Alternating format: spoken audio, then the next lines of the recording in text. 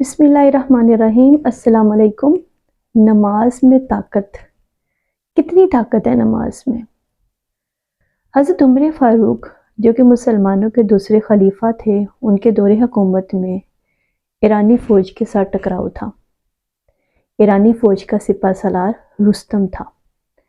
علامہ ابن خلدون اپنی ایک کتاب میں رستم کا حال بیان کرتے ہوئے لکھتے ہیں کہ رستم جب مسلمانوں کو نماز کے لیے اکٹھے ہو کر امام کی پیروی میں کھڑے دیکھتا تھا تو کہتا تھا، عمر میرا کلیجہ کھا گیا، عمر کتوں کو آداب سکھا رہا ہے۔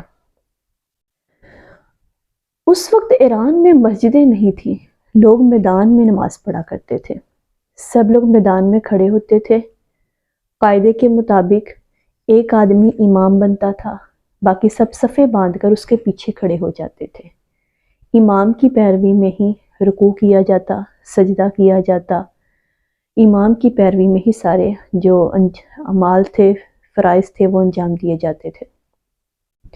رستم یہ دیکھ کر یہ سمجھتا تھا کہ مسلمانوں کا جو خلیفہ ہے، جو امیر ہے، وہ مسلمانوں کو آداب حیات سکھا رہا ہے، ان کو ڈسپلن سکھا رہا ہے۔ رستم یہ کہتا تھا کہ جن قوموں کے اندر ڈسپلن آ جاتا ہے وہ اتنی طاقتور ہو جاتی ہیں کہ پھر ان کو کوئی زیر نہیں کر سکتا۔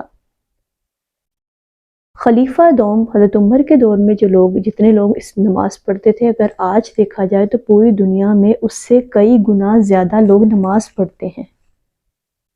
لیکن اس نمازوں میں اور آج کی نمازوں میں زمین آسمان کا فرق ہے۔ کیا فرق ہے کہ تب اگر لوگ نماز پڑھتے تھے تو دیکھنے والی قوموں پر کپ کپی طاری ہو جاتی تھی۔ آج لوگ نماز پڑھیں تو فرق ہی نہیں پڑ رہا ہوتا۔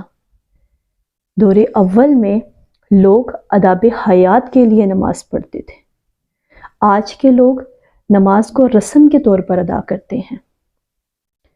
ایسی نماز جو بے روح ہے، اور بے روح رسم جو ہوتی ہے وہ کبھی بھی زندہ عمل کے برابر نہیں ہو سکتی۔